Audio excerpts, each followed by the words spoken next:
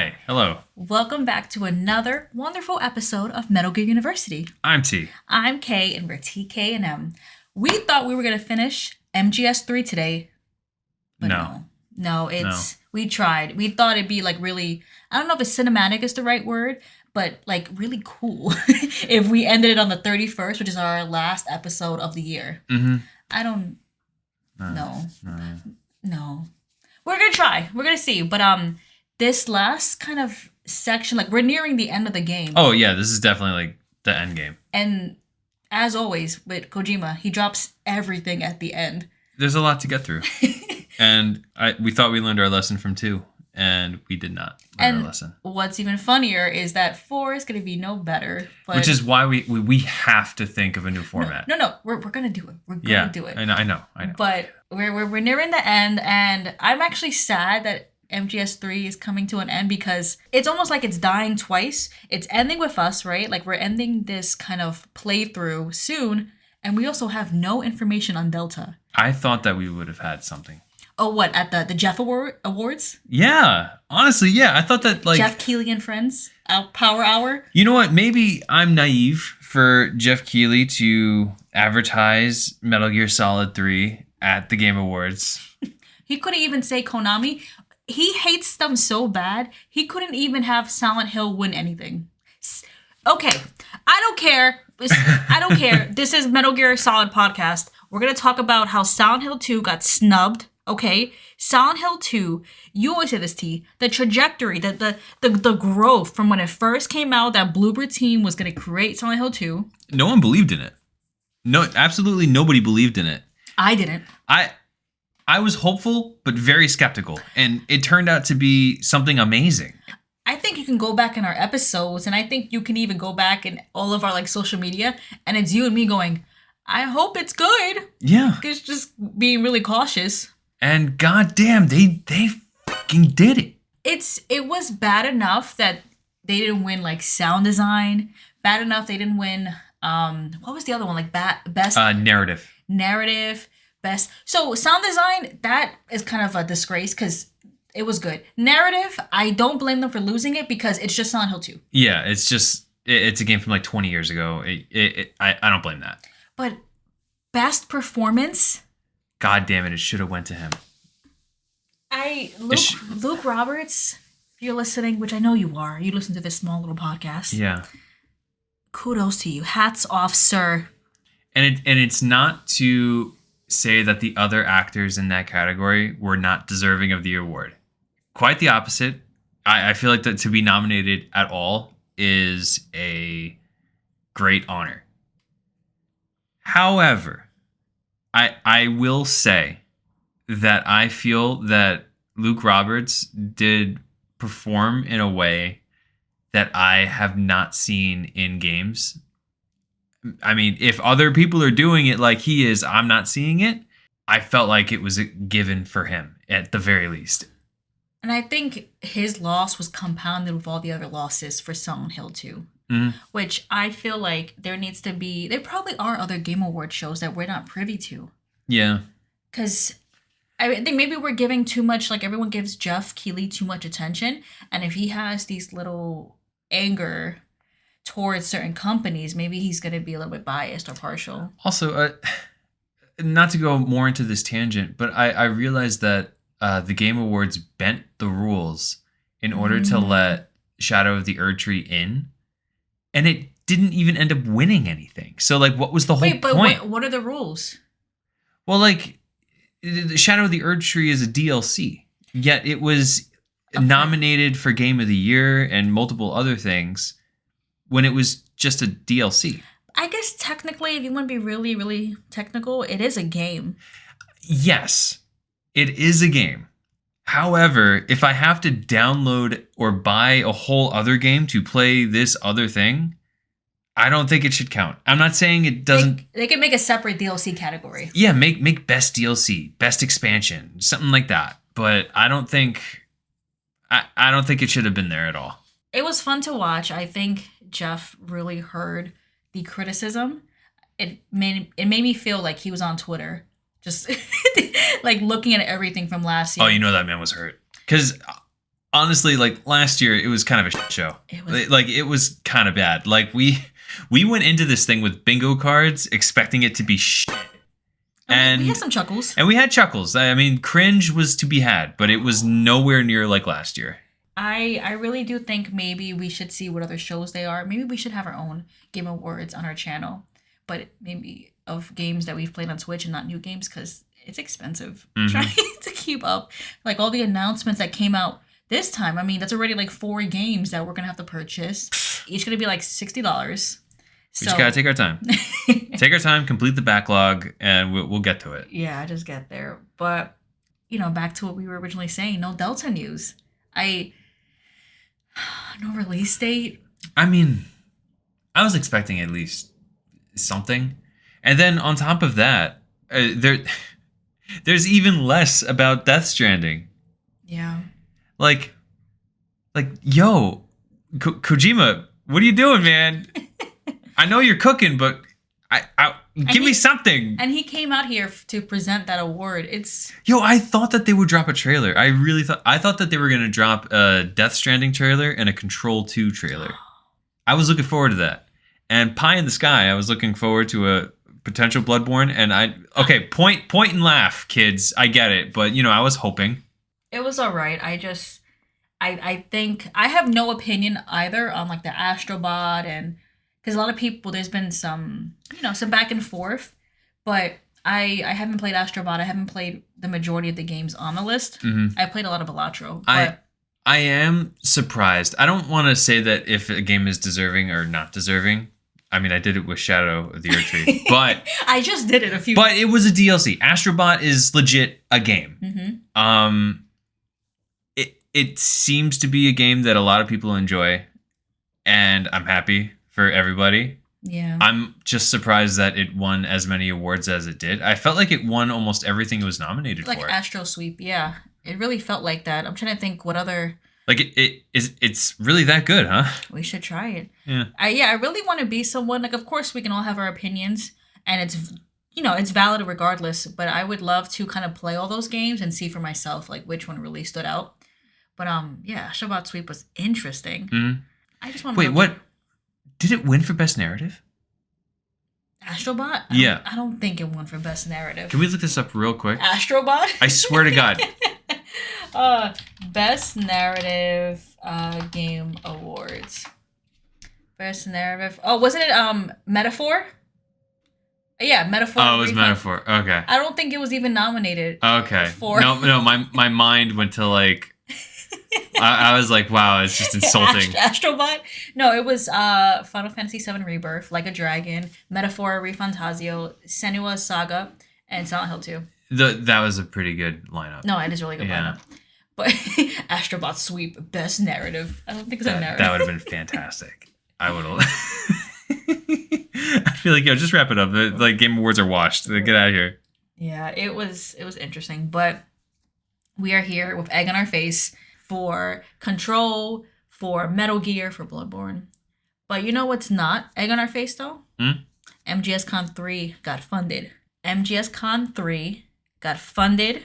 They knocked it out of the park. They did. And we will be there next August. We got our tickets. We honestly got our tickets the first day that Kickstarter launched. Yeah, we dropped some. We dropped money. It was money.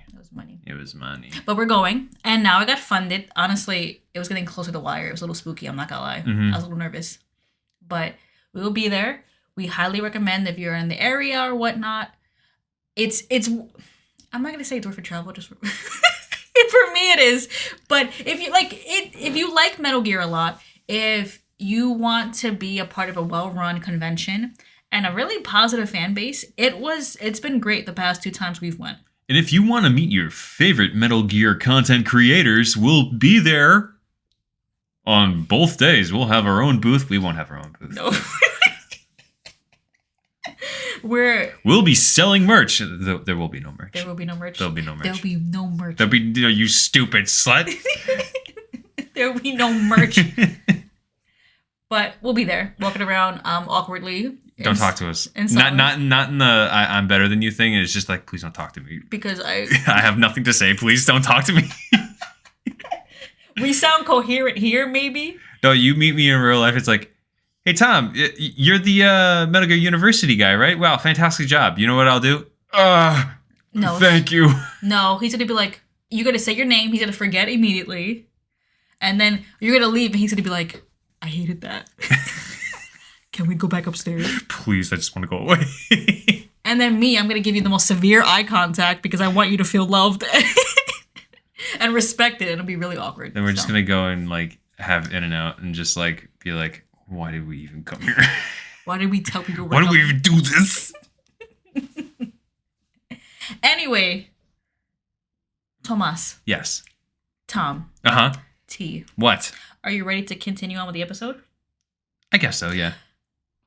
We have a new segment tonight. Are you serious? A new segment. More fluff before we actually get to the episode? You know what? That was uncalled for. Okay? That was uncalled for. I'm just poking fun. This segment is titled the Listener Letter Segment. Ooh. The listener mail segment. That's cool. Let's read some. So, T. Yeah.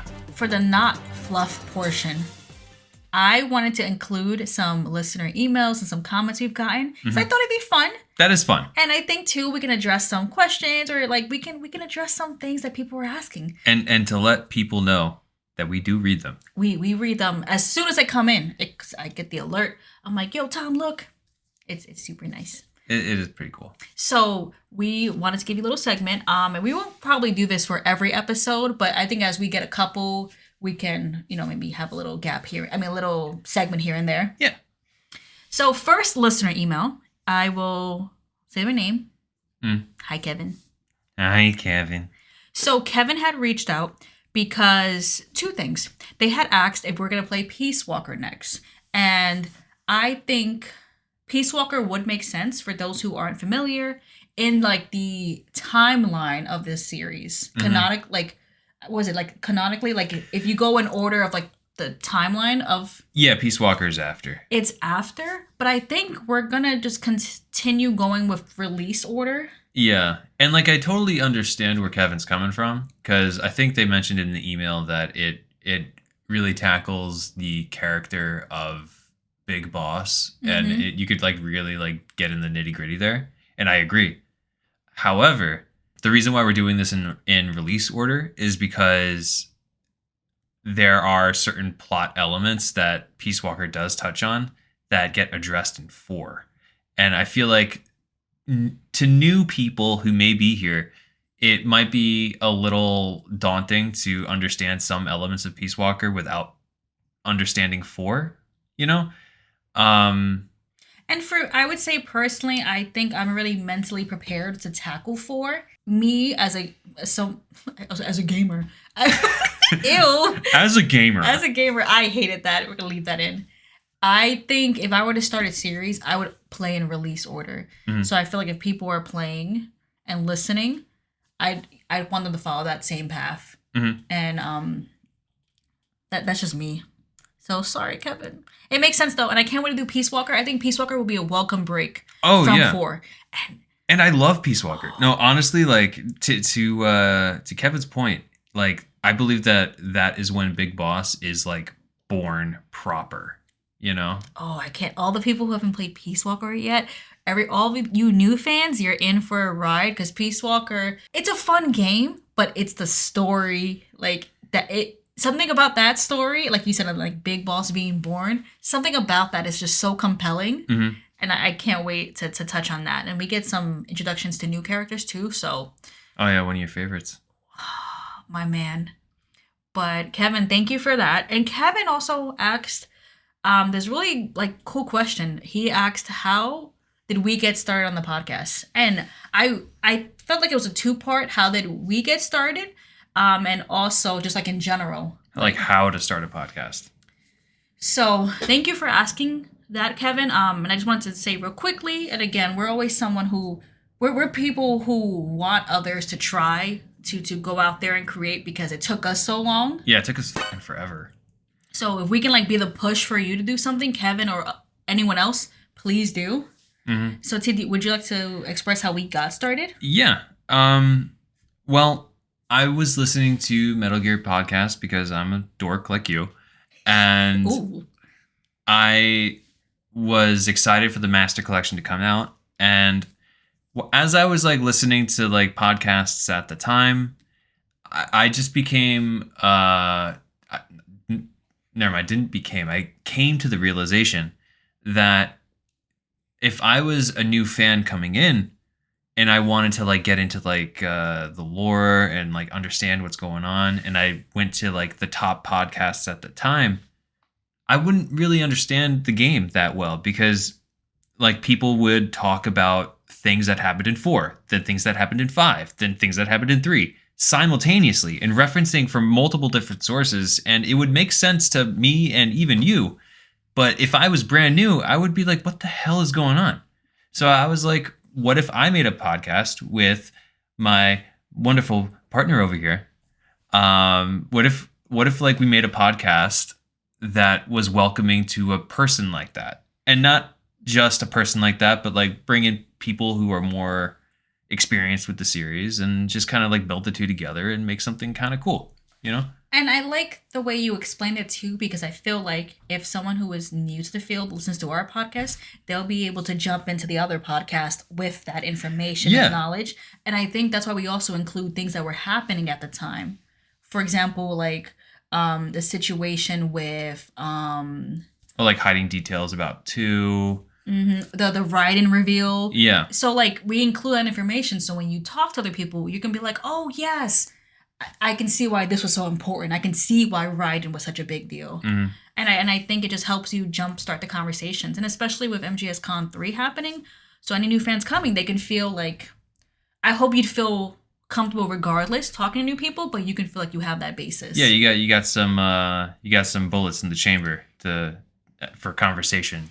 Basically, getting started on the podcast in general, that was probably the hardest part, was that first episode and creating the first episode. Yeah. So, for example, we share an Adobe. I mean, Adobe, don't listen. I don't know if we can do this. We use Adobe Creative Suite, and we record through Premiere. And T and I both, I think it's great. I'm grateful that there's 2 of us because we can both split the editing work. It takes, especially with our episode lengths.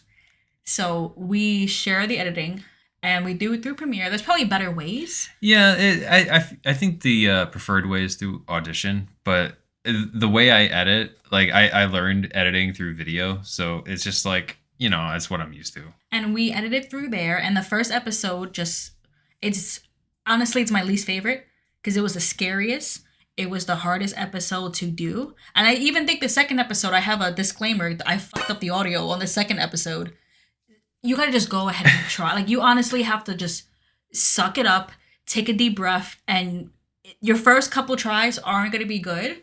But if you have a cool point of view, if you have a cool idea, just do it. And we'll listen. With this new podcast that we check out, Yeah. because it's just nice to see what's out there, and people have different backgrounds and ideas, and like our perspective on like our podcast, I feel like we filled a little niche. We're trying to grasp people who are new. So I think that helps us in terms of like our style of podcast. Maybe you have a different style. Maybe you have an idea for analyzing the how accurate are the costumes in that game. Yeah. How accurate The technology being used, or or maybe you speak Japanese and you can analyze the dialogue changes in both games. oh yeah, that'd be kind of cool. I'm giving you guys ideas. Wow, you're so cool. Thanks, T. Right back at you. But yeah, if anyone's interested or like wants to like just talk about it, feel free to email us. As always, it's tkandm@gmail.com. That is ITSTKAND ITSTKANDM@gmail.com. ITSTKANDM@gmail.com. Email us. Any questions? Or touch base. Why are you looking at me like that? No, it's just that like, I don't know. You said it like 3 times, and you know when you say something enough times, it just sounds like noise. That happened to me, but like through listening to you. So you're just looking at me with... I was just kind of zoning out, to be honest with you. So is everyone listening to the podcast right now. Listener email to Jonathan, thank you for sending in your email. You say you're a big fan of the podcast. Thank you. Wow. And a big fan of Metal Gear. That's cool. That's amazing. You've been playing since you were 5 years old when Metal Gear Solid was released. And you've been listening to our recent cover of Metal Gear Solid 3. Jonathan said they found an interesting tidbit when Snake is rescuing Sokolov. He's disguised as Rykov. Before Vogan and the boss enter, there was a blueprint on the wall, and I noticed the frequency for the prison doors on there. Do you remember that, T? Yes. Well, not at the time of recording. But I was aware. It's just, there's like so many little things that you just forget. But it's cool. I love little details like that. No, and thank you for sharing that too, because I think it also shows how important it is to explore in this game. Mm-hmm. How important it is to like keep your eye on things, to press R1. Like it's really important to like. I think you're rewarded. You know what's kind of cool? I feel like that frequency at the time, like you have no context what that could even be for. So I feel like that was put there as, maybe like on subsequent playthroughs, if you have a keen eye, you see it. Mm. But maybe that was like storytelling through the environment. Like maybe Sokolov heard on the frequency to get out of the cell. And he wrote it down. So if and when he gets captured, he can get out. That's amazing. I like that. Right? Like you said, it's kind of like the location and the setting. Yeah. Kind of expanding. It's cool. And to that point, I want to recommend it, and we've said it briefly before, recommend you watching the NPCs in this game. We recommend you calling your team all the time. Because to your point of like the location telling a story, these characters, there's so much voice acting in this game. There's voice acting for movies. There's voice acting. Sigin's just a funny guy. Like there's so much. Yeah, there's I would say hours of audio on just the codec calls alone. Like there is so much to explore and so many things to like bug Sigint and Paramedic about.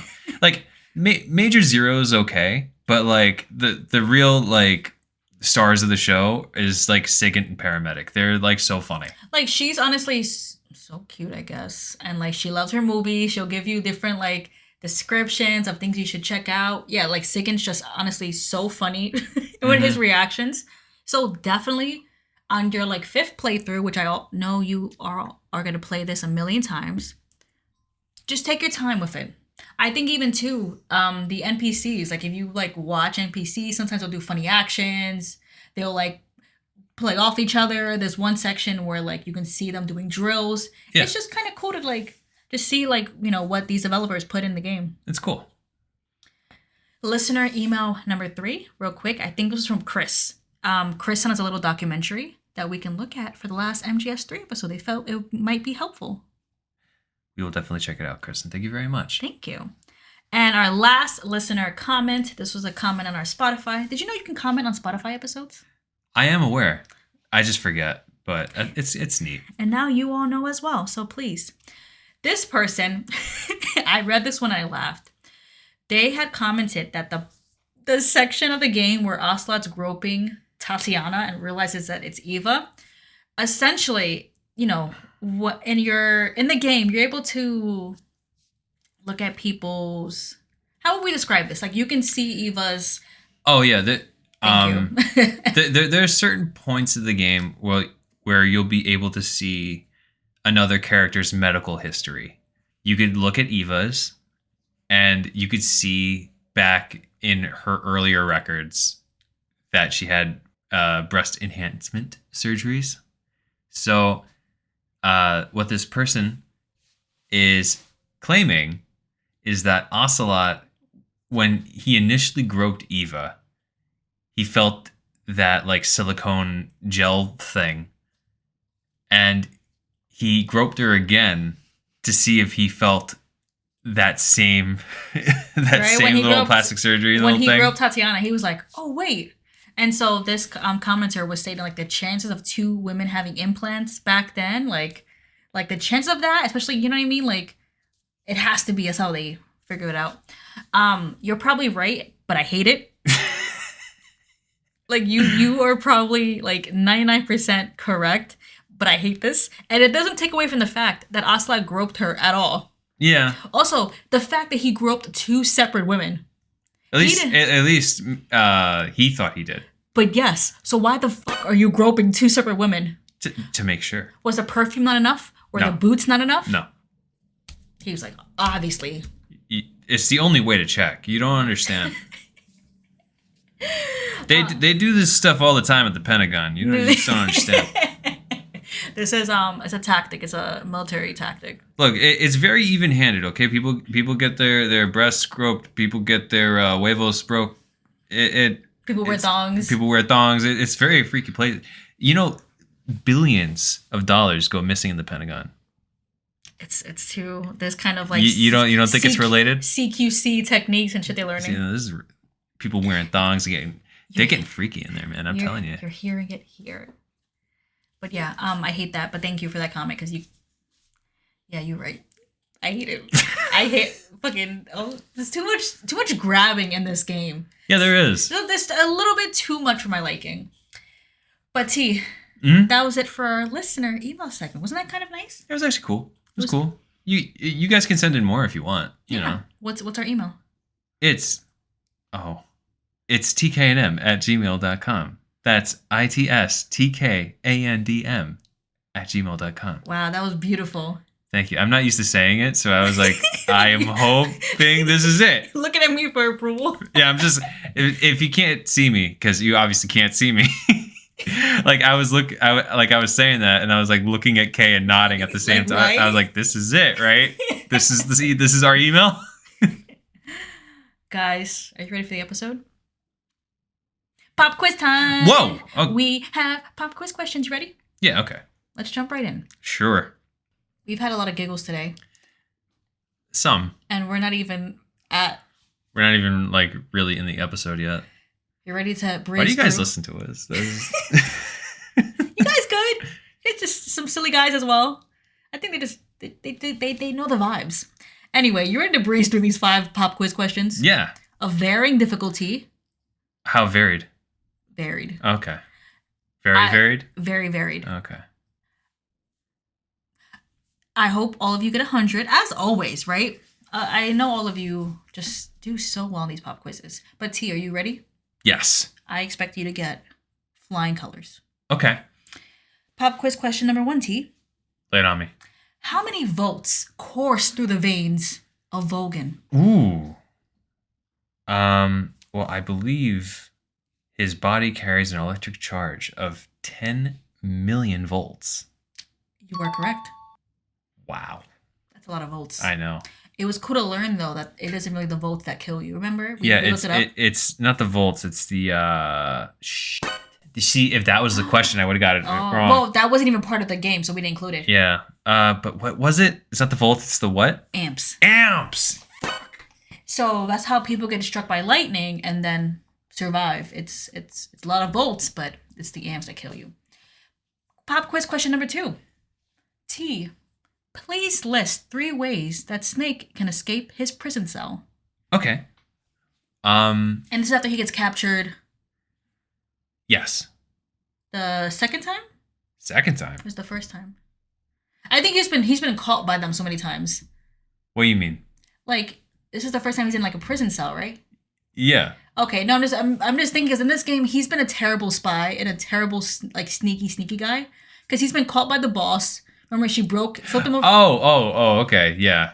Sorry, I'm confusing. I don't mean to confuse you all. I'm just thinking like he's been found so many times, but this is the first time they were like, just go in the jail cell. Just please stay. Step in the room. Stop. You're in timeout. He's like a little brother that just keeps like interrupting.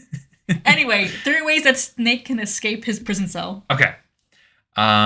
You can take a fake death pill, which is the fastest but also the most boring.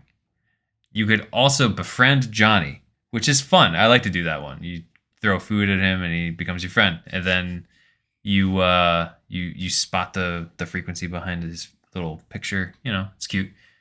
See, you could just throw up. Throwing up's cool, and then a bonus one. You could extra.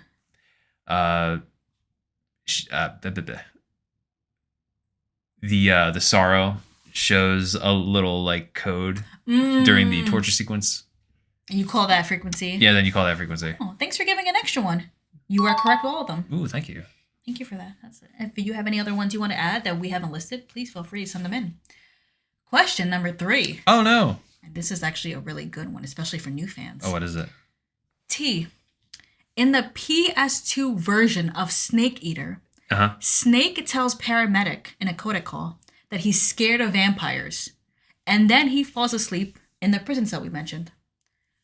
When you turn the game back on, Snake has a dream. What does he dream about?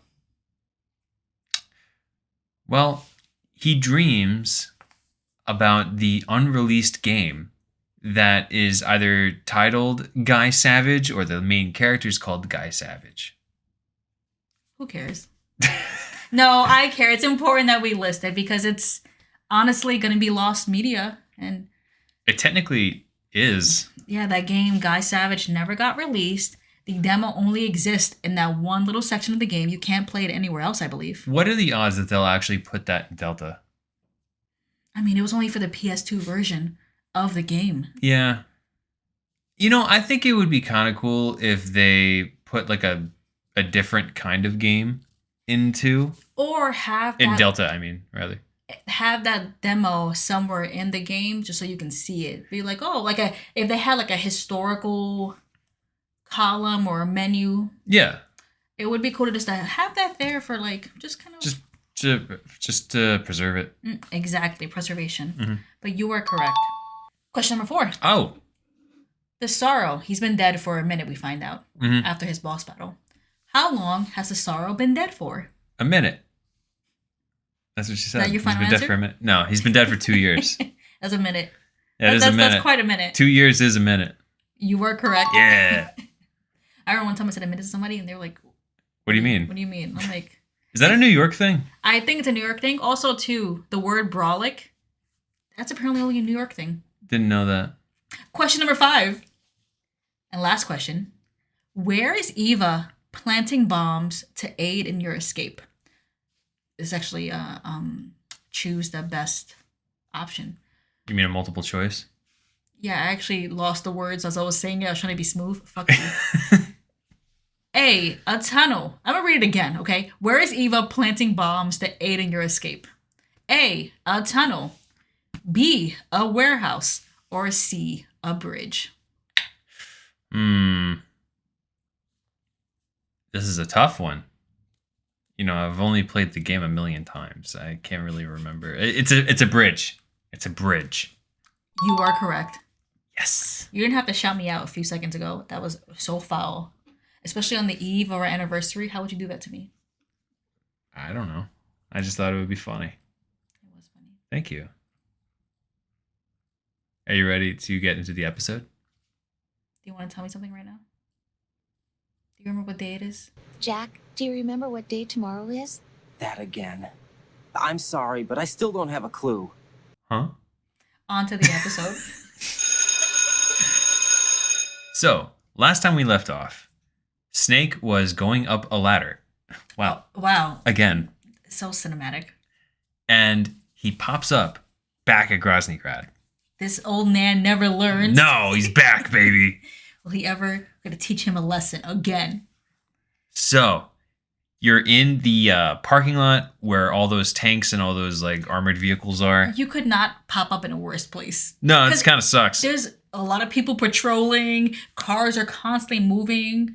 It's not ideal. No, not at all. And to make it even worse, there's sirens going off. They're obviously looking for you. Yeah. He closes like the hatch and he hides, and then a car parks, covering where he came from.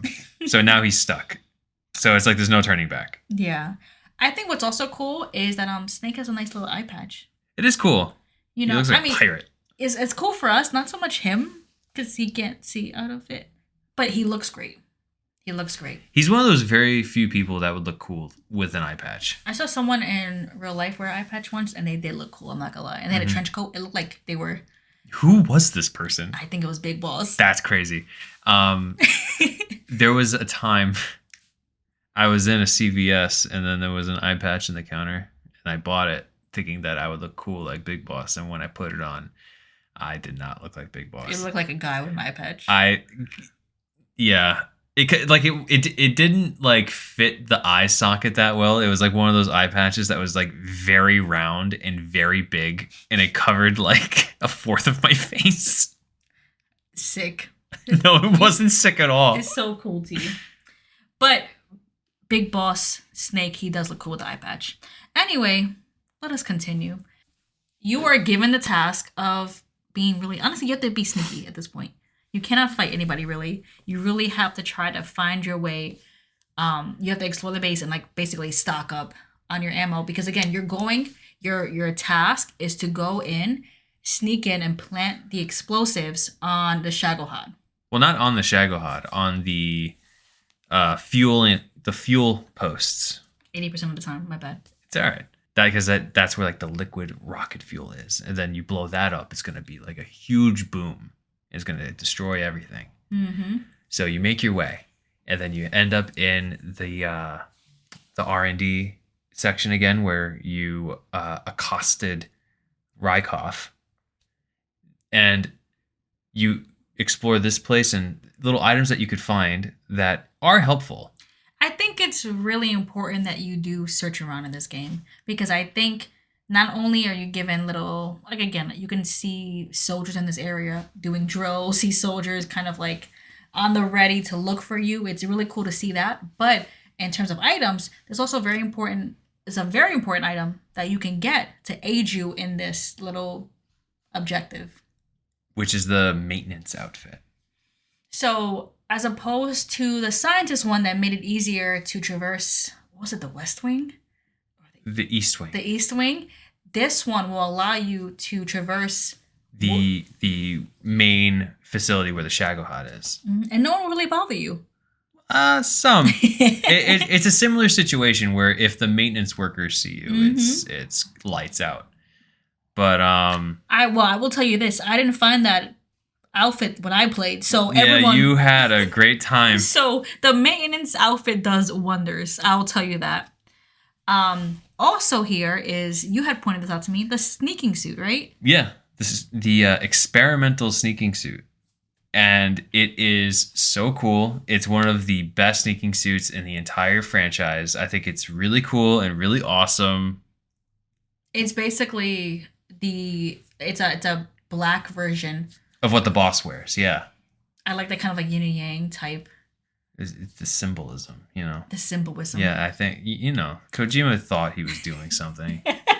So make sure to explore this area.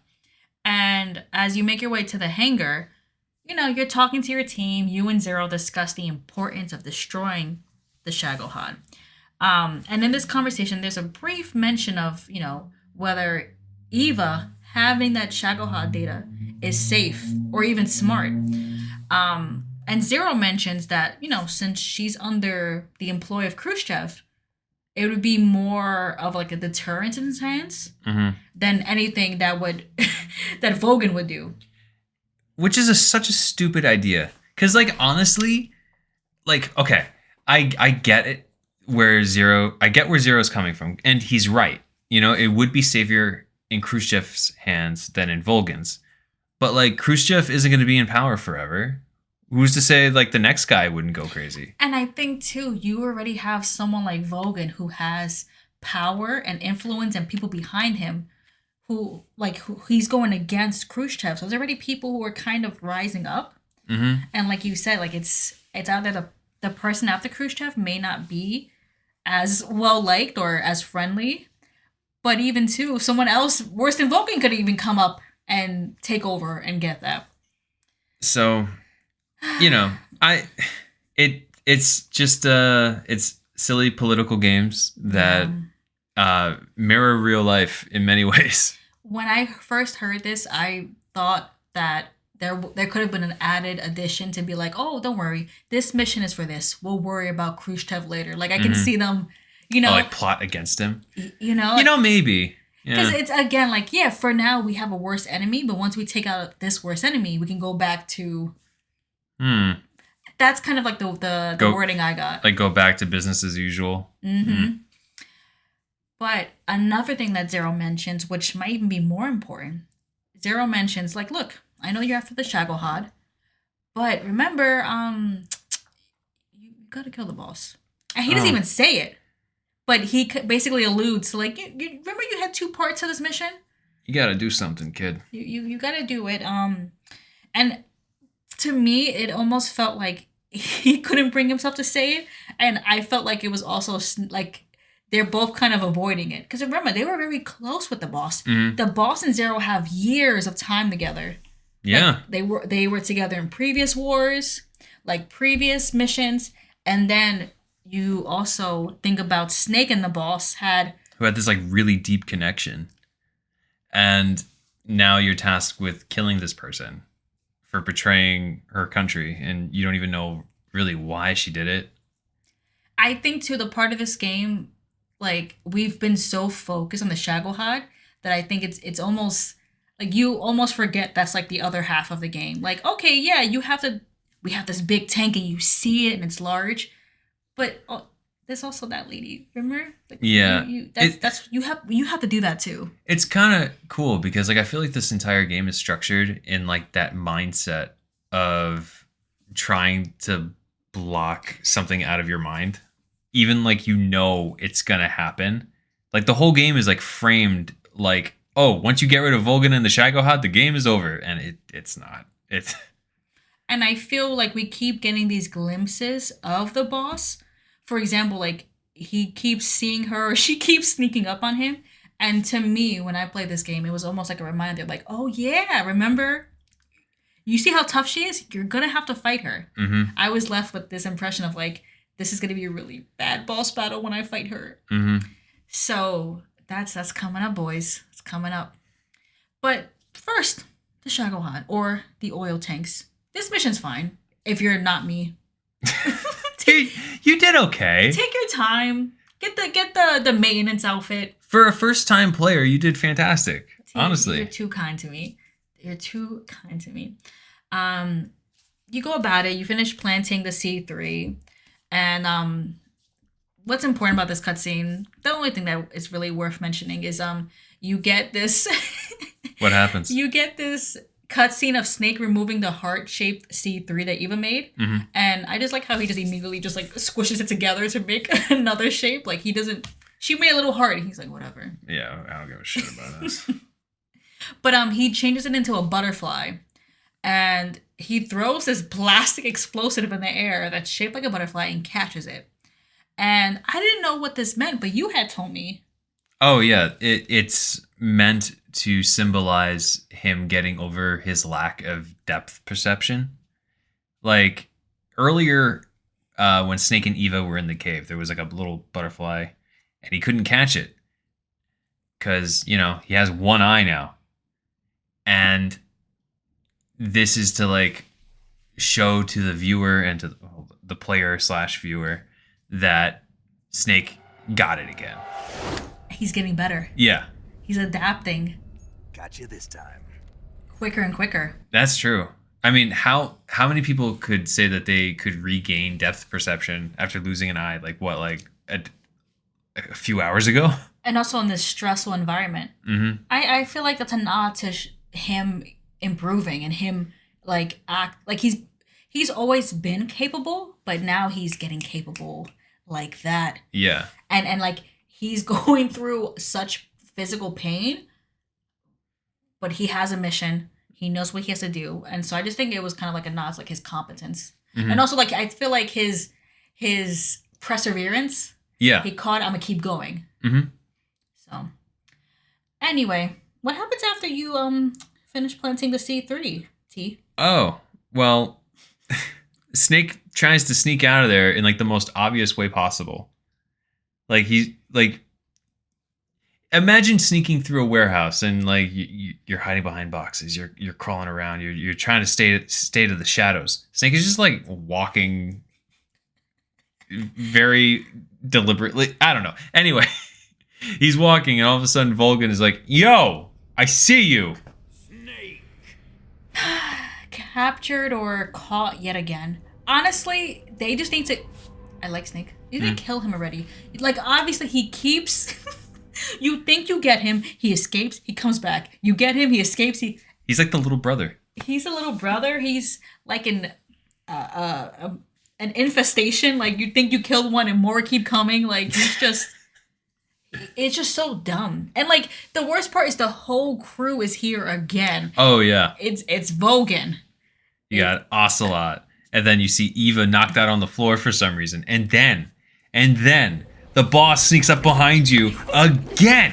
It whips your ass again. Like she's rocking your shit. Like you are like I think she flipped you again. Yeah, she flips you. I mean, to be fair, You in this cutscene, Snake is beginning to like grapple with the boss. That's why I think the butterfly thing was so important because he's like I'm getting better. Yeah. So like yeah, this is only a slight moment. Yeah, I mean the boss comes out on top, of course, but like I feel like there was a moment where you could see the boss have this expression of like, oh, you know, like she's like, oh, okay, you're getting it now.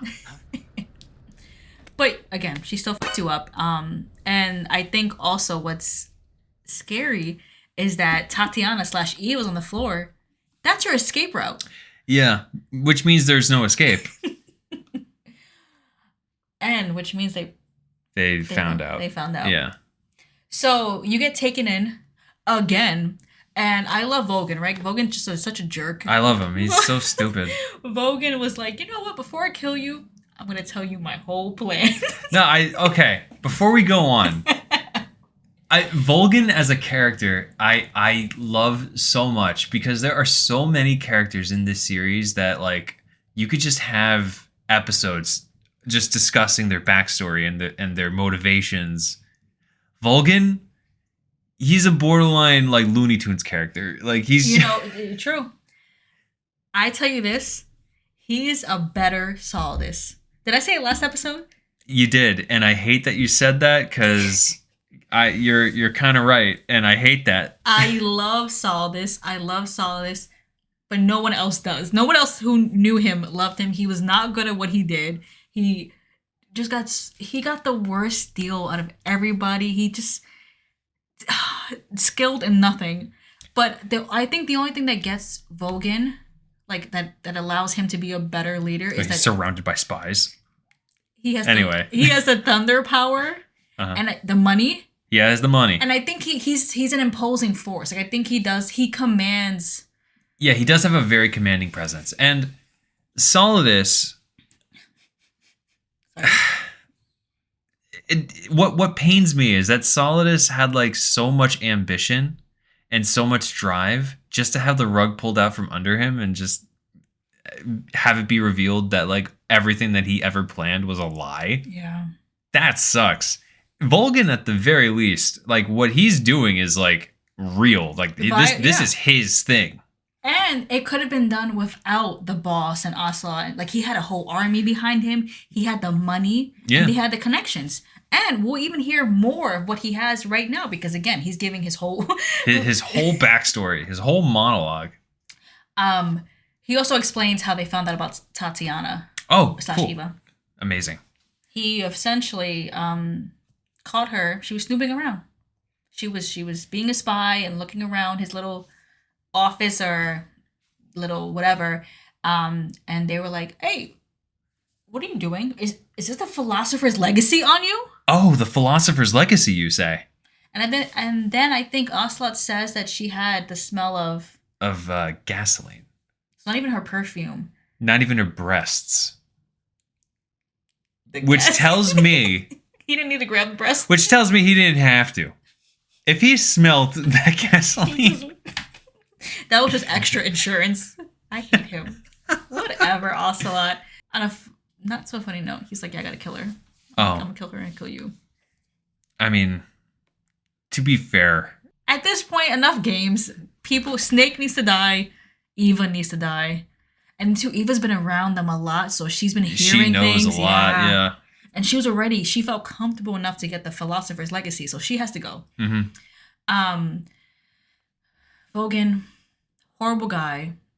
He, is also explaining like the ways he used her, and it was a shame because she's such a beautiful woman. She was terrible guy. We don't need any more reasons to hate him. Mm-hmm.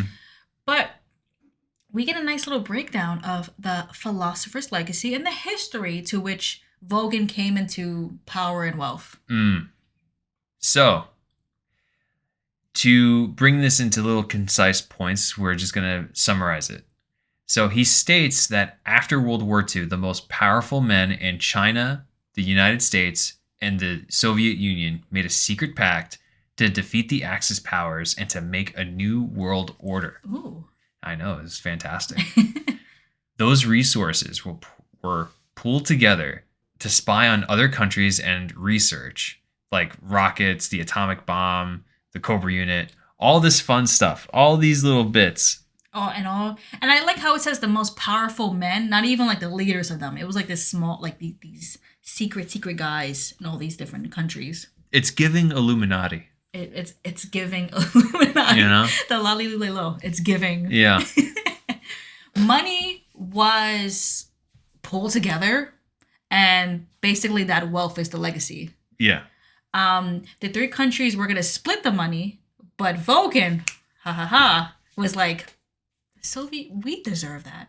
The Soviet Union, like, we're so much better than the other countries. We're passing them in research and technology. Like, that should be ours. That should be ours. I guess. I don't know. Were they really that much better? I think he was a Nepo baby. Because by 100%.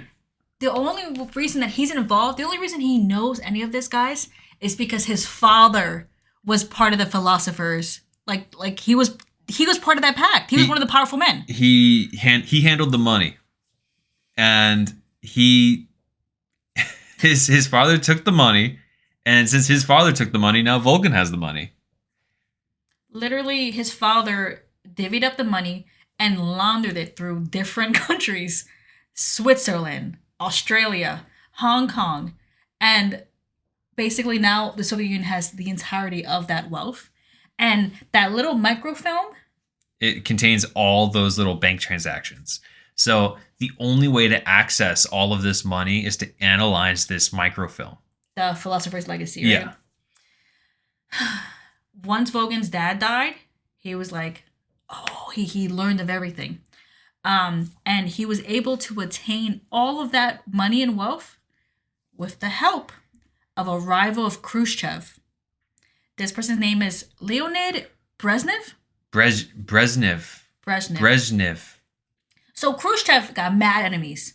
Oh, yeah. Vogan and then this rival, Brezhnev. Yeah, Brezhnev is a rival political leader. I believe he actually became the next premier after Khrushchev.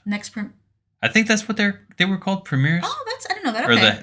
Or the leader of the Soviet Union, whatever the fuck they were called. Oh, so he actually does ascend like in. Oh yeah, in real world history, yeah, he actually does become the next. Oh, okay.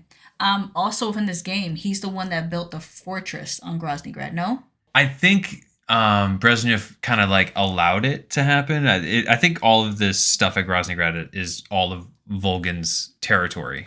It's just that like he's kind of given free reign to do whatever he wants. I see.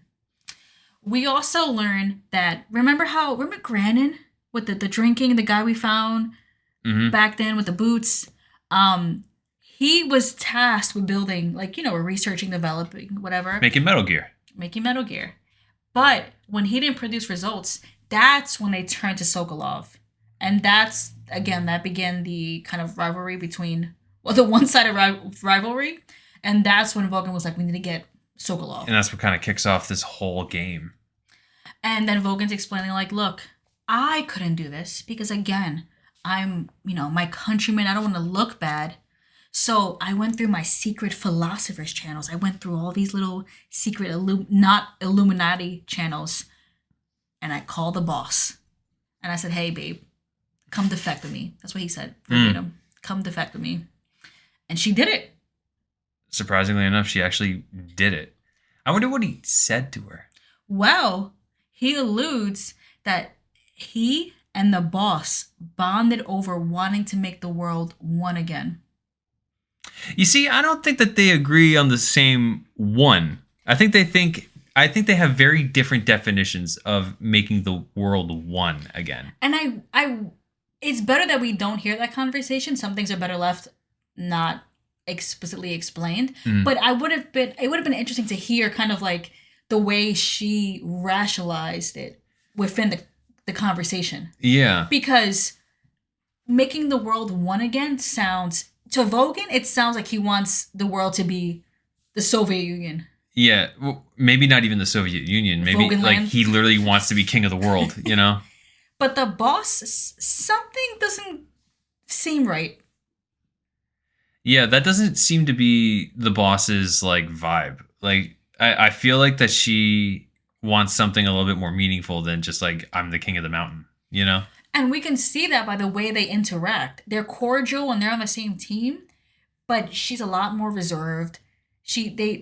Yeah, she's coming from a very different place. So it makes you wonder what exactly is she doing? And again, we're not given any answers. No, of course not. But cool. That's the whole explanation right before you die. So Now we know. hooray. Now Snake Just like James Bond. Vogan holds the Philosopher's Legacy, of course, that they took from Eva after this whole explanation. And he goes to give it to the boss, like, here, hold it.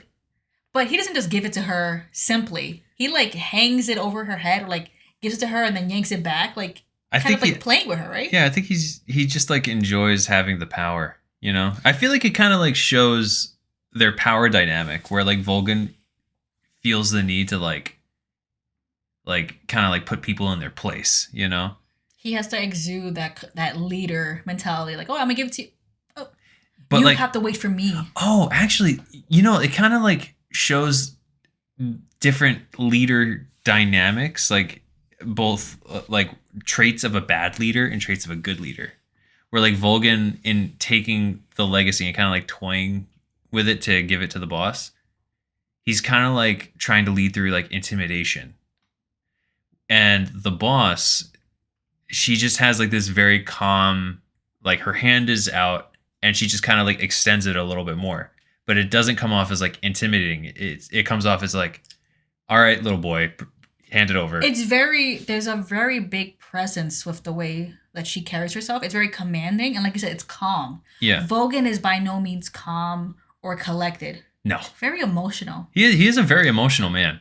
So and I think with their last interaction that we see, at least in that cutscene, where she kind of steps to him back when Snake was getting tortured, when he kind of questions her. And even then, like even when the boss is kind of showing a little more aggressive side to her, she does it in like a very calm manner.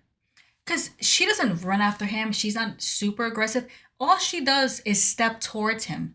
And that was enough to put fear in him.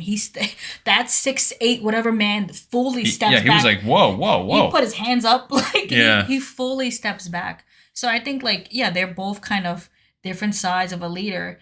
And she's just so cool. She's cool. She's unbothered.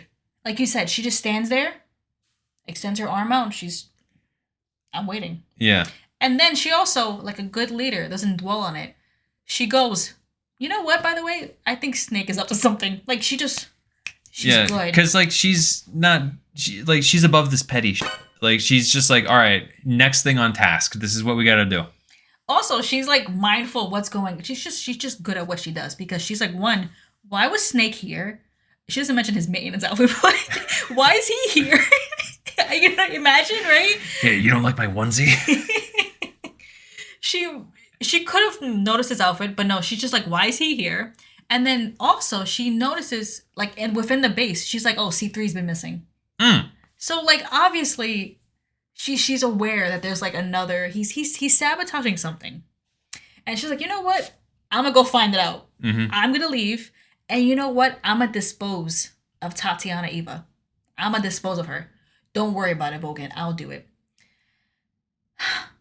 And he trusts her with it. He does trust her with it. And I feel like she's obviously safer with the boss. Not only because Vogan is already a monster, but the boss goes to Tatiana Eva. There's a scroll right Eva now. The boss goes to Eva, and when she like picks her up and like, you know, Eva's now conscious at this point. She goes to Eva and she goes, "Leave everything to me." Uh-huh. What the fuck? So is she on our side? What's going on?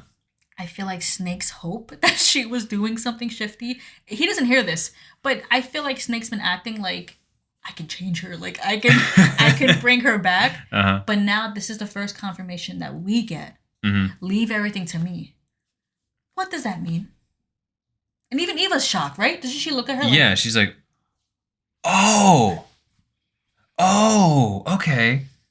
Not only that, she goes to leave with Eva. She turns around, glances at Ocelot. And they kind of like exchange a look. She looks at him just like dead straight. And you can see Ocelot's head go up and like almost like nod, like. Uh-huh. And out of eyesight of Vogan. Wow. Okay.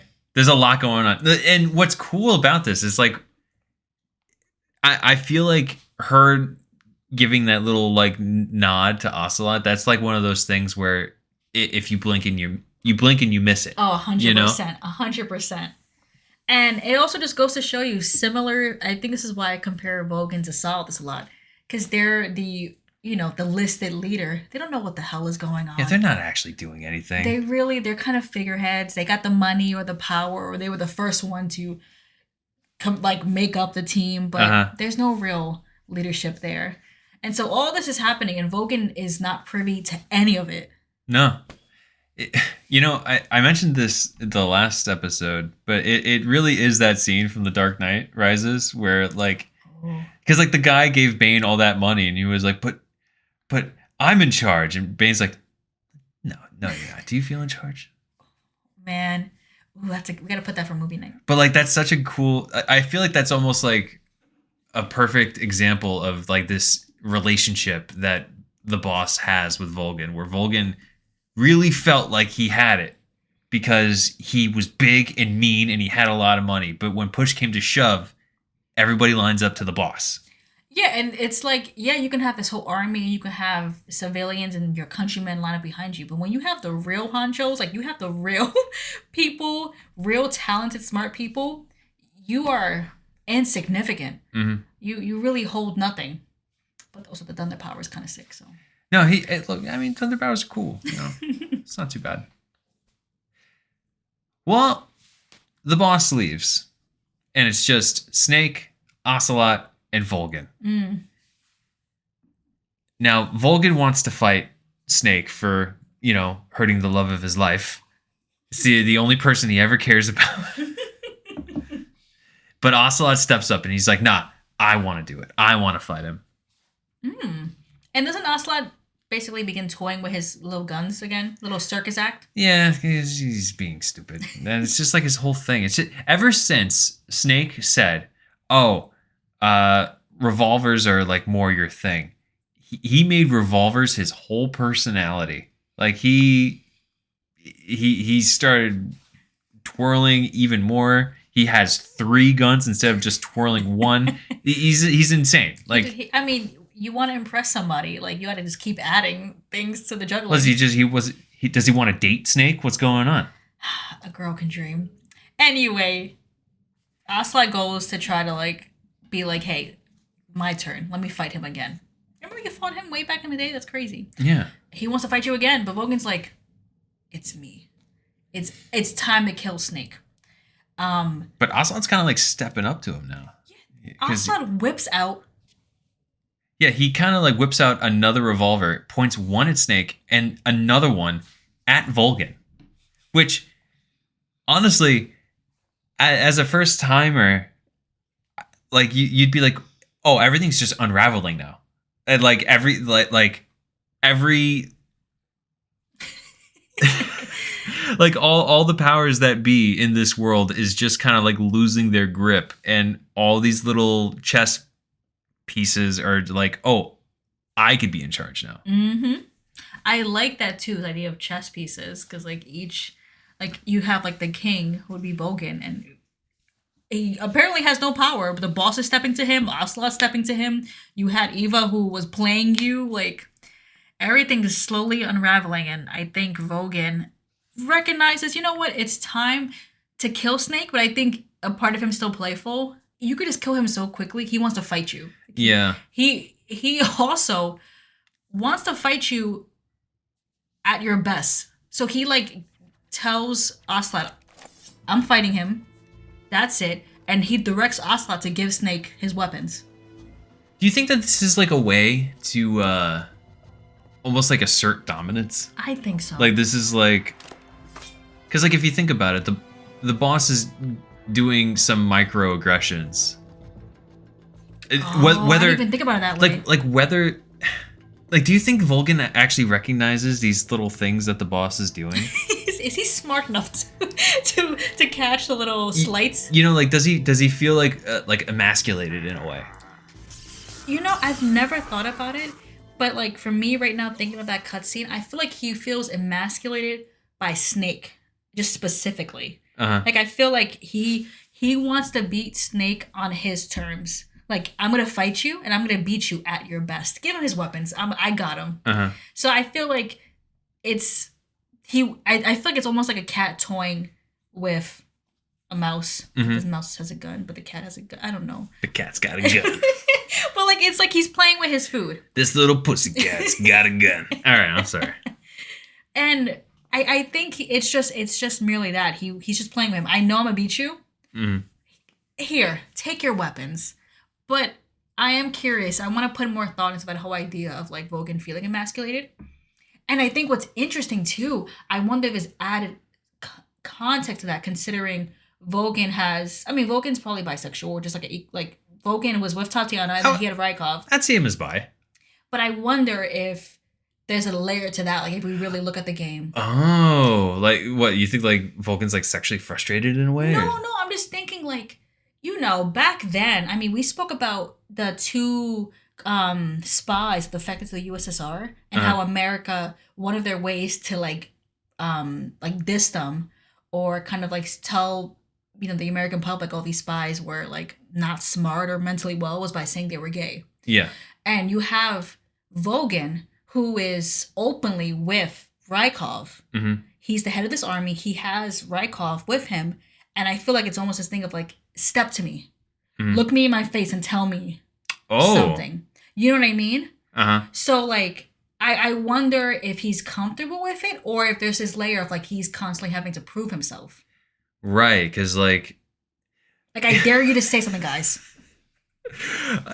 I would like to meet the guy that would go up to Vulcan and say, "Man, you pussy, cause you gay." And it's like this 7 foot tall, muscle bound, fucking electric powered man. You're gonna say that to him? No, and I bet part of it is like, you know, like I said, we are all a part of society. As confident as we are, but like things seep into us because we're just a part of all, you know. Are you trying to make me feel sympathy to Vulcan right now?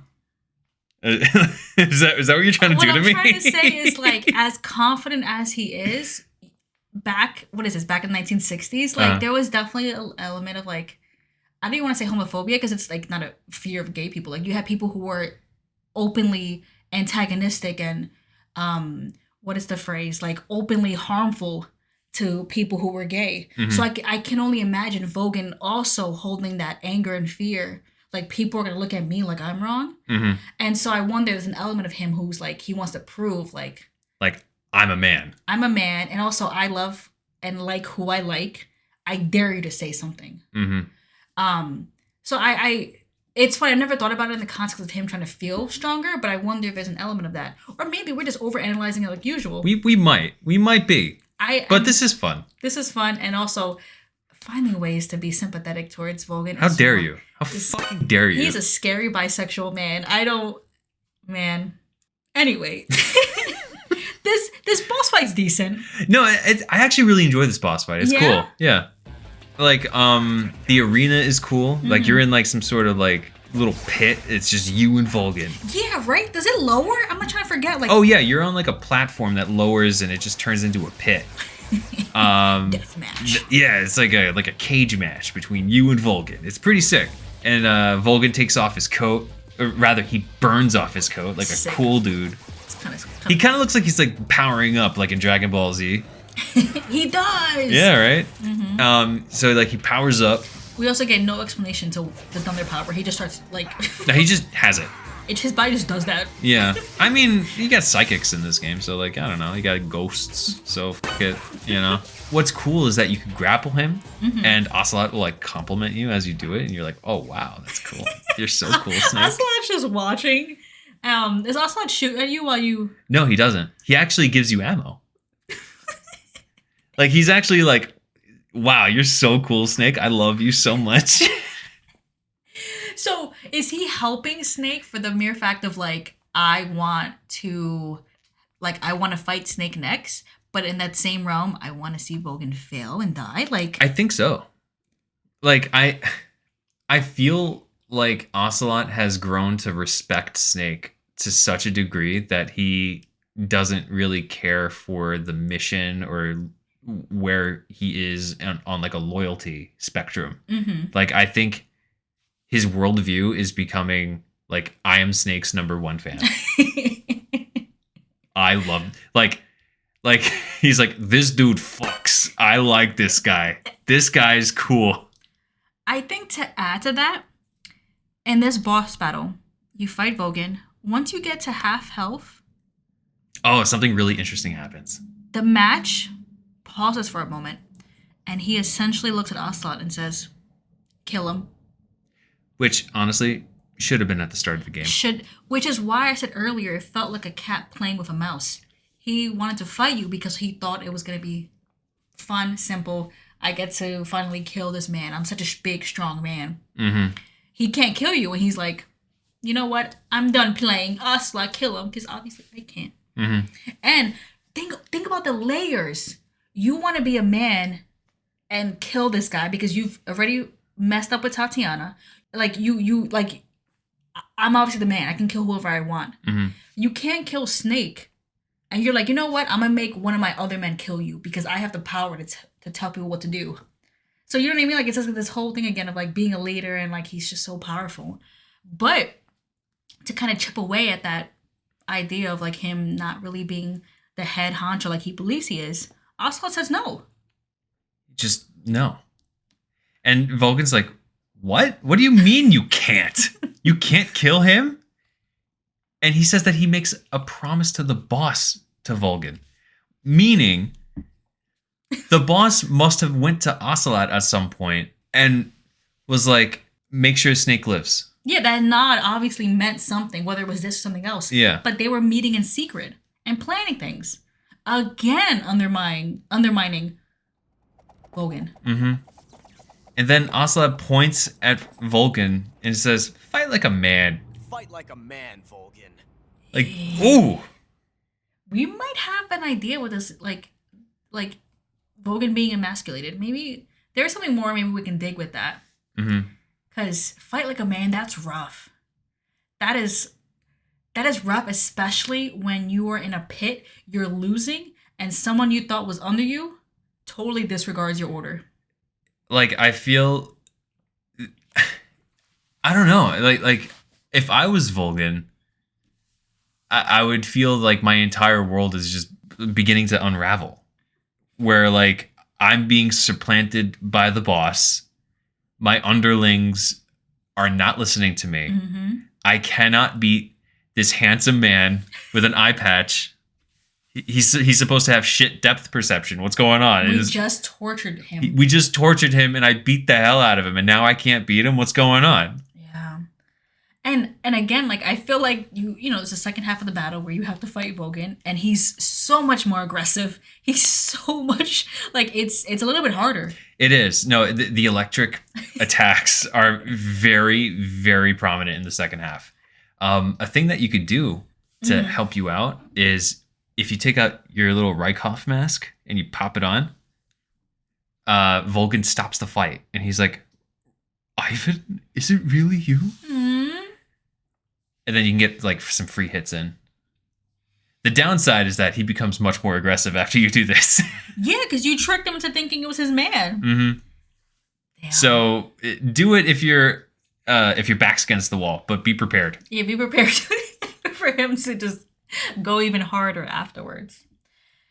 You beat it, And I don't know why I'm feeling such sympathy for Vogan. I think it's just because Yeah, his whole... how dare you? I How know. dare you make I us just- all feel this? I think it's just like his whole world is unraveling and what he thought wasn't. Uh-huh.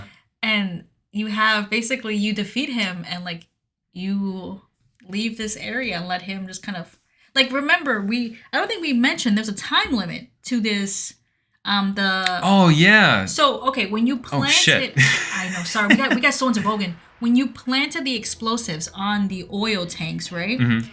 there was a time limit you were given 20 minutes I believe Yeah. to plant them and then leave.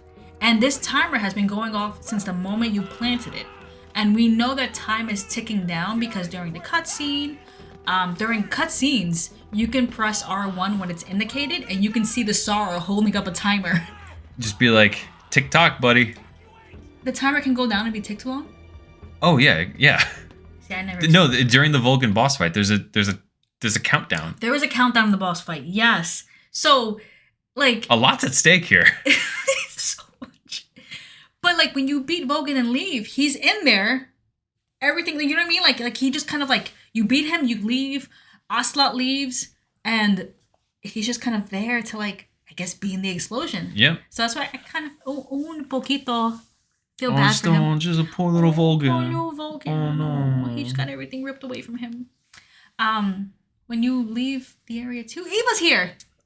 What? Hooray! The boss has a lot of explaining to do. Yes, she does.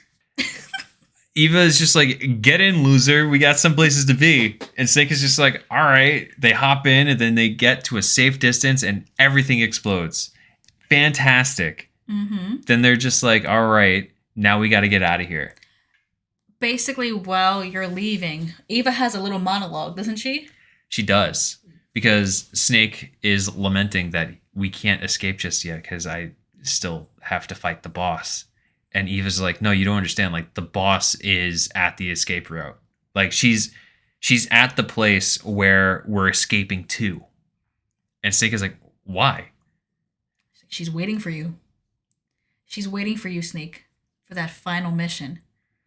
I love when she grabs you, however. She's like, I don't want you to fight her. I don't want you guys to fight. Like, she let me escape. But it sounds like her and the boss really had this deep conversation because the boss gives Eva something to tell Snake. And essentially the boss wanted Snake to know that she's never seen someone with such clear eyes. What do you think they meant by that?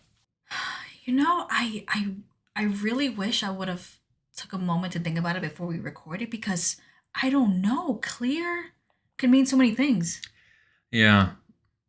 I mean, maybe it means I've never seen someone with such honest eyes, such naive. No, I don't think she would call him naive. The opposite of clear would be like cloudy. Yeah. So I'm thinking if it's cloudy, then like it's almost if your eyes are like shrouded in darkness or cloudy, then like you are not pure. Mm-hmm. So maybe she looks at him and she's like, he has such pure intent. Mm-hmm. This is someone who has such direct vision and goal, and I've never seen someone with such like purity and like such pure of heart. You know, and I think like the way I imagine it, she's been through so many wars and so many different things, and considering too that she was contacted by Vogan through the Philosopher's Legacy, she's also maybe privy to all that stuff. Yeah. And like I can imagine like her own views and morals are all like there's so much jumbled together. Yeah. Maybe the way Snake is carrying himself at this point in time reminds her of how she was back in the day when she had a little more pep in her step, you know? And Snake, she basically trained him from the beginning. It was her and him for so many years. So maybe she, to your point, she sees him and she just sees someone so young and eager and ready, and he has this idea of the world, and she's like, it's like you're right there. You just got to take one more step. You know, and it makes me nervous because I don't see how someone can have clear eyes when they have to kill someone they love. Like that would change a person. Yeah, you could say that. Maybe. no time to think about the implications of this phrase. No time to think about Eva hugging Snake. No time. They have no time to do this because What? Why? Vulcan appears. In the Shagohod, coming out of the building, but the explosion was supposed to get rid of it. Oh no. What happened, T? Well, apparently they found the bombs. They didn't know how to disarm it, or maybe they were too scared. So what they did was they drained all the fuel from the fuel tanks. So when the bombs went off, it made a big explosion, but not enough to destroy the Shagohod. And Sokolov built the Shagohod, so it probably is really industrial. Oh, it's Tonka tough. So this thing bursts out of the building, and Vulcan's in it, and he's not that happy right now. Oh. He's kind of pissed. He's not A little bit. un poquito pissed. So Snake and Eva are like, we got to get the f- out of here. And they get on this motorcycle with the cool sidecar, and they bolt. Who's in a sidecar? Snake. So cool. Yeah, I want to be on a sidecar. I want to be on a sidecar with Eva. That if they were to make a Metal Gear world, that'd have to, A Metal Gear World. that'd have to be one of the rides. Oh, that would be so cool. Like No, one- no, in all honesty, no. Think about it. One person's Eva on the bike, and the other person's like, And one person Snake on the on the little sidecar. and then like you're the one like shooting people, and then like you know how they have those big like animatronics come out? It'd be the Shagohod Oh, that'd be so sick. coming out at certain points, like scaring you. No, you don't understand. That'd be so fucking cool. Put me in the fucking room. Oh my god. Put me in the room. Metal Gear World. And then they'll have little stands of like ramen cups you can have, and you can have like different like the edible mushrooms and snakes, but they're like you know maybe gummies or something else. They could have exotic jerky. Exotic jerky. Yeah, come on. You know they can have a certain burger stand from a certain somebody. Like there'd be certain That'd be so cool. in the room. Anyway, but yeah, the sidecar, it's so sick, and Eva as always is whipping that. This is kind of like a really final scene. Yeah, I mean, to bring it back to a theme park, this is just like a giant roller coaster. Because you are just zooming all around Groznygrad. The Shagohod is on your tail. You got to mow down through guards. It's a gigantic final climactic end of game, end of movie boss fight. And it's such a fun sequence of the game. It is not a stealth sequence at all. Oh no, you are literally escaping, and you are. This is it. Everything is falling apart, literally, and you are running away for your life. It's very similar to the scene in Metal Gear Solid 1 where you're escaping with Meryl. Oh, super similar. It's also very similar to that scene in Metal Gear 2 where you're escaping with Holly. Oh, and Metal Gear 2? Oh, throwback. Yeah, right? Throwback. Yeah, this is very much Kojima knows what works. It's almost like there's like some kind of a formula here, you know, and maybe it's meant to rhyme, you know, like poetry. You Yeah, know? maybe this whole idea of like things repeating and kind of like the similarities. Maybe that's something that we'll touch on later in the game. Maybe. But yeah, so this roller coaster is fantastic. It's fun. It's really fun. It's almost like I don't know. I'm not the greatest gamer. It feels almost impossible to lose at this segment. Oh yeah, You you just- kind like Just mowing things down. you kind of have to try, to be honest. Also, a fun little tidbit: if you manage to defeat Vulcan non-lethally, Ooh. there's a cool camo that he drops, and it has the Soviet Union colors on the front, and it has America colors on the back. Okay. The special effect that this gives you is that as long as the Soviet Union colors are facing the enemy, they don't shoot you.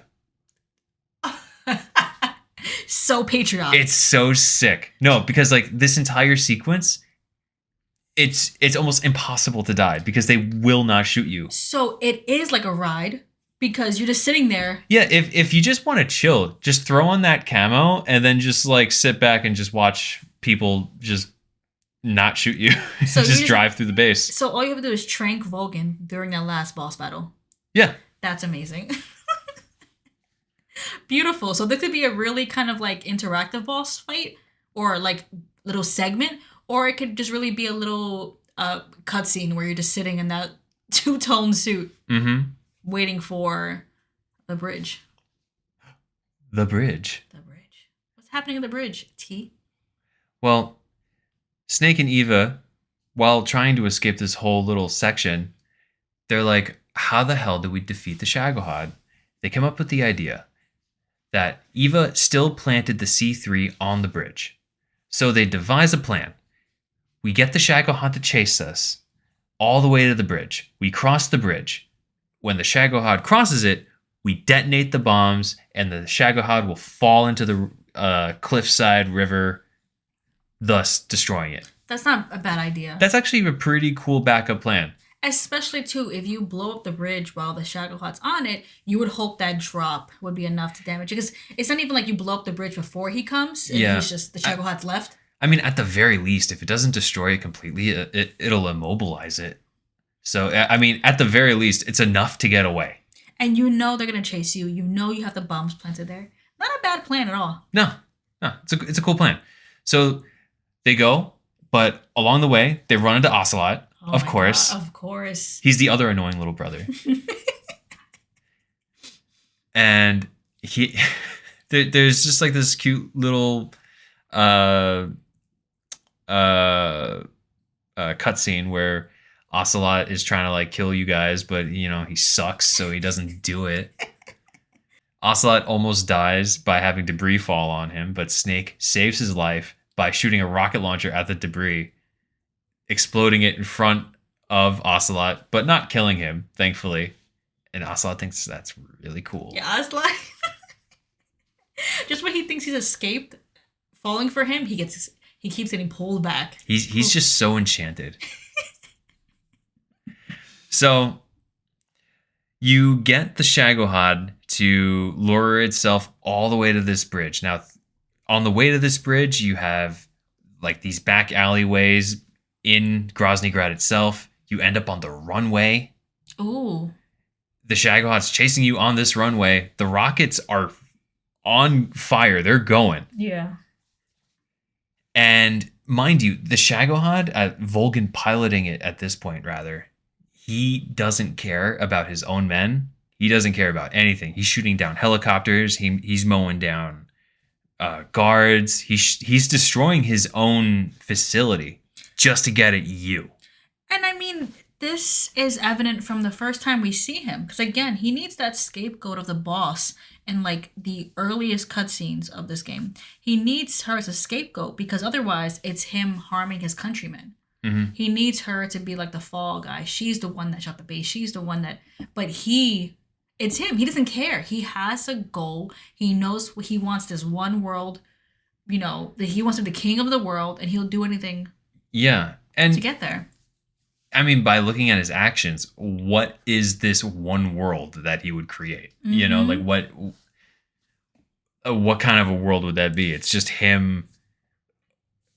I was about to compare him to like the Emperor in Dune, but that would be an insult to the Emperor in Dune because he's able to hold it down. He's intelligent. Volgin is not intelligent. And then it reminds you again of like, what is the boss?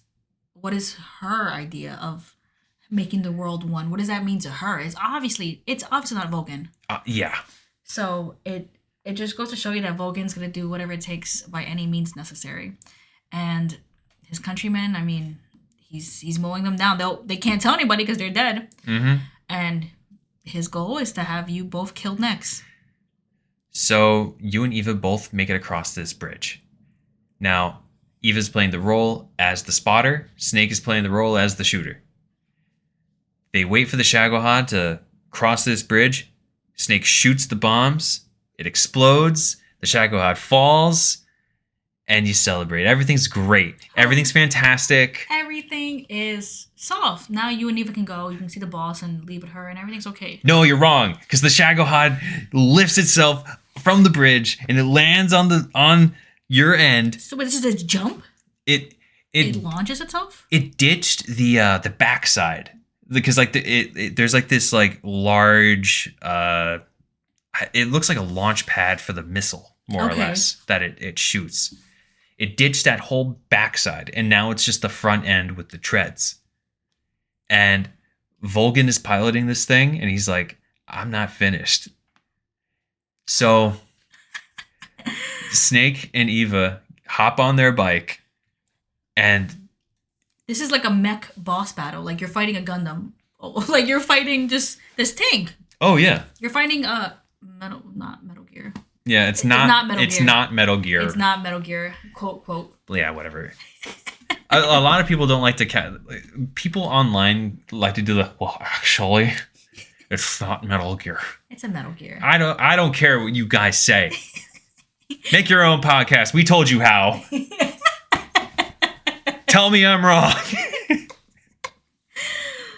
It's a Metal Gear. I consider it a Metal Gear as well. Mm-hmm. Like, and it's just, I mean, it's a tank and it just launched itself into the air and it also spins and moves in such a wild way. It's a Metal Gear. It's cool. No, I actually really like this fight because it kind of like melds the finales of typical Metal Gear games into one, where it has like that chase sequence at the end and it has the Metal Gear boss fight, and it kind of like melds them into one sequence. And on its whole, it's not that dissimilar from like Rex and Ray. You could shoot it in its legs to kind of like get a little jumbled up, and you can have Eva go around to the back, and you could shoot at its weak point in the back. Okay.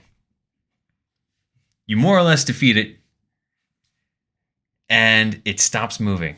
But Vulcan's like, you motherfuckers, I'm not done. We're not done. This will never be over. So he gets out, and he punches through it. It must be like 3 feet of steel. He punches it into it with no problem. And he grabs the cables, and he's using his electric powers to like bring it to life. This guy is so this guy's so cool. No, it's also shocking. Maybe he was shocked that like you beat him in that boss battle because he's like, I can punch through steel. like- How are you defeating me? You have no powers. How's this one-eyed, powerless man with a rocket launcher and a woman on a bike defeating me right now? This is embarrassing. Yeah. Also, like to be able to control it through It's kind of cool. no, he's Yo, he's whipping it. he's whipping it. It's moving even better than before. Like it's actually kind of cool. And I think it's cool too because at this point you're really nice with it. You can like snipe him from the top, like you like while he's moving. Like there's points where he stops and you can get him or whatever. But like I see you play it, and like you're sniping him as he moves. Like Yeah, there's multiple ways to get him. I mean, you can use your rocket launcher to like once again go for the treads. They'll slow him down, and then you can pop him. But he has like a little shield wall. You can cheese it by going to like this like little Gatling gun on the side, and then you wait for him to get to like the far end, right? And then you get that scope, and then you just like mow him.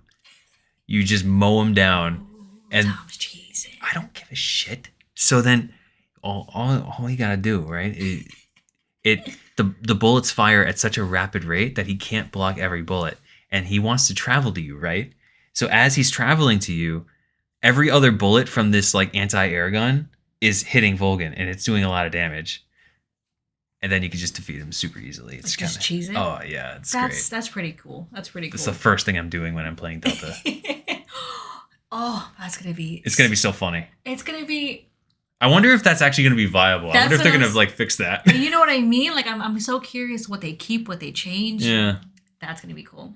This boss fight is cool. I do like I like the Metal Gear battles in the game so far. Oh, they're all a lot of fun. Yeah, it's just, and it's like that same mechanic of like you have this giant mech, but obviously it has a weakness, and it obviously has Super obvious weakness. So it's just like, again, like kind of what you were saying earlier, T, this repeating story. Like, you know, we're getting different characters, different like details, but it's kind of like the same plot points in all of these games. Like why mess with what works? So Snake defeats Volgan again. Again. For real this time? You would hope so. So it gives way to another cutscene, and Volgan's just like, I ain't done. You think I'm pussy? No, he doesn't say that. Okay. But he's more or less saying that. And it's beginning to rain. And then you hear a little thunder. And Volgan's just like, who's afraid of a little thunder? Please. You want to know what happens? Lightning strikes him.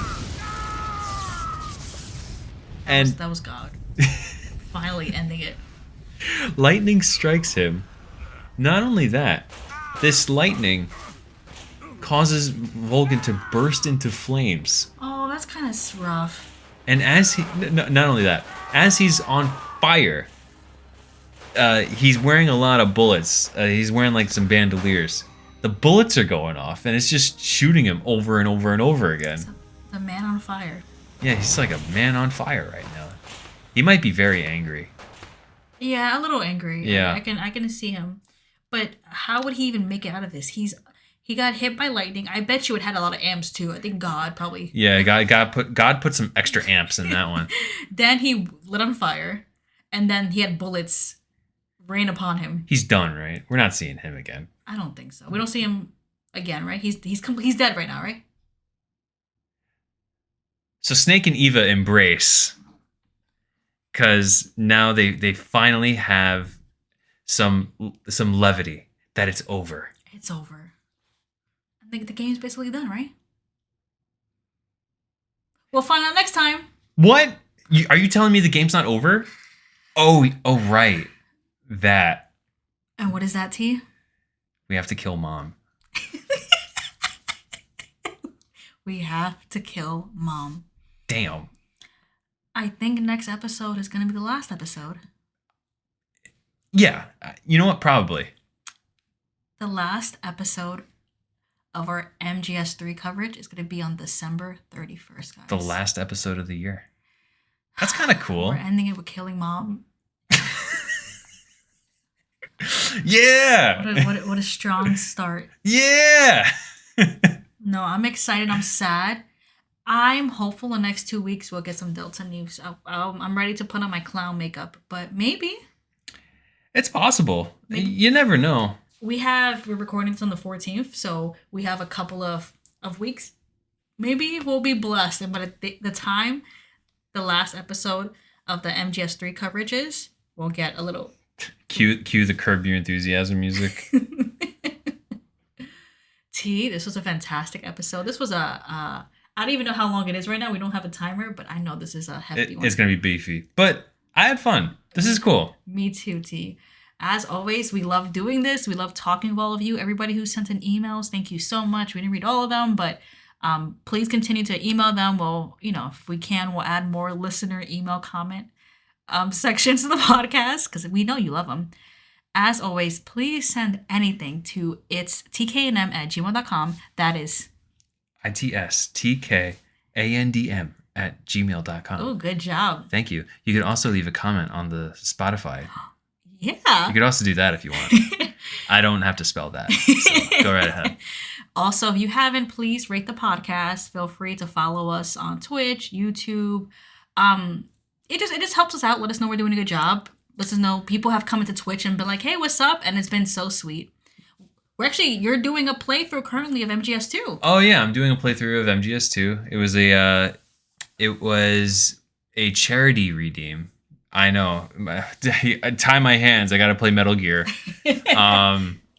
But I'm having a great time with it. Mm-hmm. You're breezing through it. I'm breezing through it, but it's funny because it's one of those games where I know it like the back of my hand. Oh, yeah. But as soon as I play it in front of people, I'm getting sloppy. I think I get performance anxiety because I'm seen as oh, Tom's the Metal Gear guy. He's the Metal Gear head. And I'm like, fuck. I'm fighting for my life. And that he says that, but he only got 2 alerts. It was fine. Okay. It was fine. It was fine. But T, thank you so much. Thank you. Of course. Thank you all for listening, and we'll see you next time. Bye, guys. Bye.